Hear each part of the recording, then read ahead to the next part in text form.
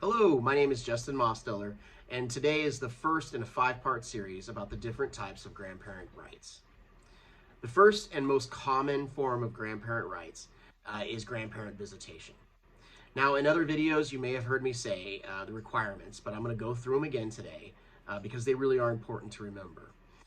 If you are seeking grandparent visitation, first of all, the context matters. The nuclear family has to be dissolved.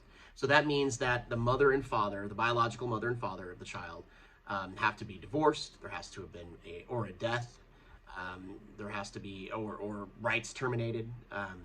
Any situation where the nuclear bonds of the family no longer exist. If you're dealing with parents that are living in a marriage and they have agreed that you should not have visitation with the child, and that's really an impossibility to then get a grandparent visitation right.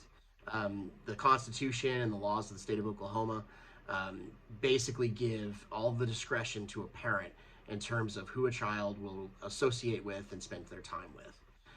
But if you can show that the nuclear family has been disrupted, then you come to the second requirement, which is either showing that a parent is unfit in some way, or that a pre-existing strong and continuous relationship between the grandparent and grandchild exists, and that's in the best interest of the grandchild for that relationship to continue, and the parent is acting contrary to the best interest of the child in denying that visitation. If you can demonstrate those two factors, then you are eligible for a grandparent visitation plan. Now, I am always asked by clients, what is a reasonable visitation plan? And I can tell you that typically that looks like 1 weekend a month. You're absolutely not going to achieve parity with a parent. So, in the context of a divorce, it's very common to see one parent receiving every other weekend. That's really not a realistic possibility for a grandparent unless there's very specific circumstances.